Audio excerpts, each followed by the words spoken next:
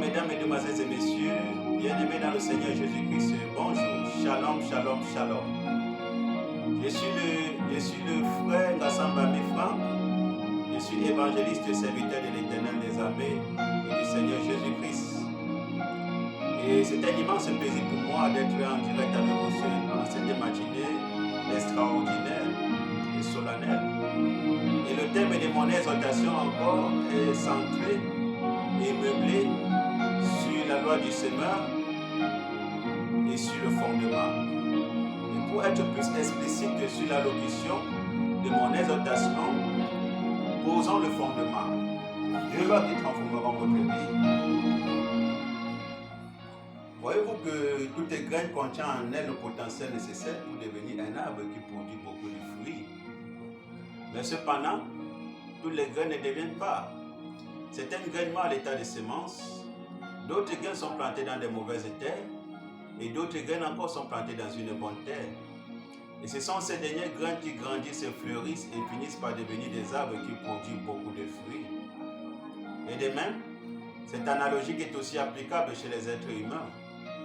Chaque homme possède en lui le potentiel nécessaire pour devenir un père, mais cependant, tout ne le devient pas. Et de même, chaque femme possède en elle le potentiel nécessaire pour devenir une mère, mais cependant, tout ne le devient pas. Lorsque je parle de père ici, je ne parle pas d'une personne qui donne naissance à un enfant. En aucun cas, il ne s'agira que d'un mâle portant en lui la semence. Mais je parle du père véritable, c'est-à-dire celui qui est capable de nourrir, de soutenir, de protéger, de créer un cadre de vie favorable au bonheur et à l'hygiène et à l'épanouissement de ses enfants. Et de même, lorsque je parle de mère ici, je ne parle pas d'une personne qui donne naissance à un enfant. En aucun cas, il ne s'agira que d'une personne du sexe féminin.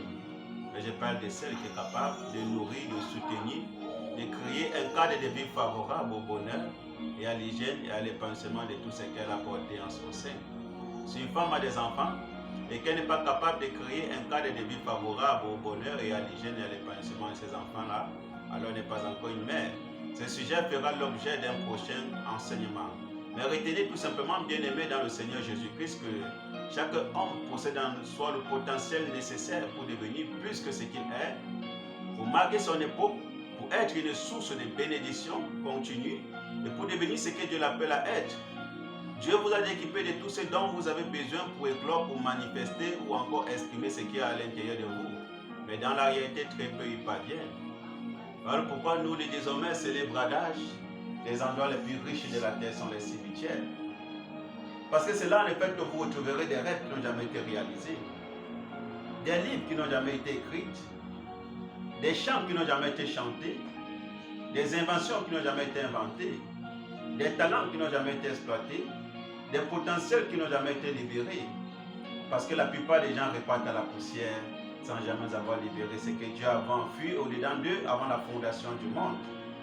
Et c'est ma sincère conviction, et je crois que beaucoup la partagent, que chaque être humain est né pour accomplir quelque chose d'unique, des nobles, des bienfaiteurs pour lui, pour sa famille, pour sa communauté, et donc par ricochet pour toute l'humanité. Et c'est là que se trouve la clé de votre épanouissement.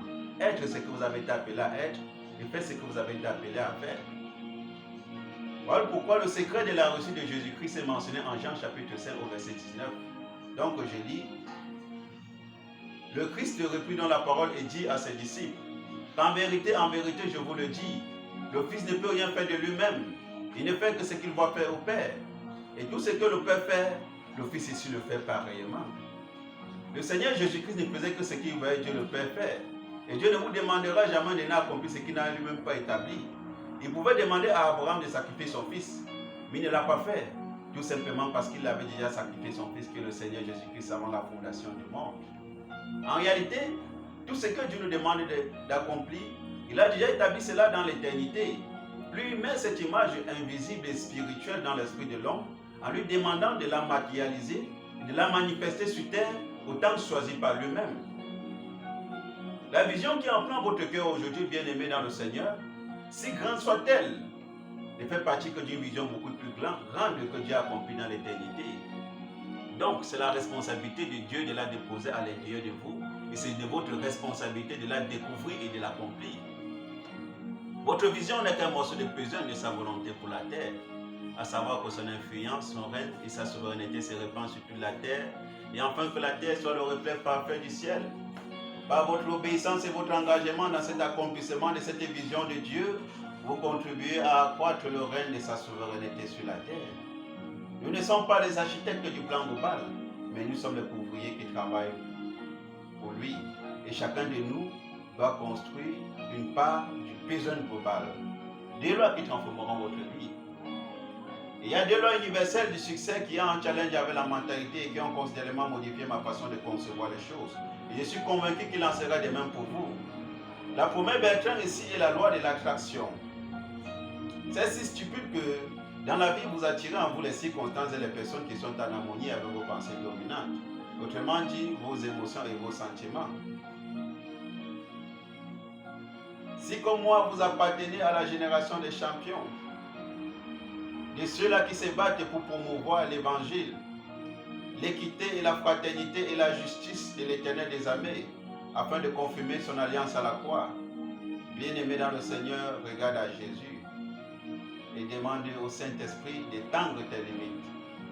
D'ouvrir tes yeux afin que tu regardes la qualité mutuelle, parce que ce fameux potentiel est là, mais le diable, qui est le malin, a auspicié ton potentiel. Ton potentiel, ce n'est pas le travail que tu exerces, ou la profession que tu occupes dans une fonction publique ou privée. Mais on parle de ce géant, de ce potentiel, de ce maillon fort. Cette capacité-là qui doit t'accorder la grâce d'exprimer ce dynamisme, ce blason profond que l'Éternel a mis en restauré en chacun de nous. Soyez bénis, shalom, shalom, shalom, shalom, bien-aimés dans le Seigneur Jésus-Christ. Que Dieu vous bénisse.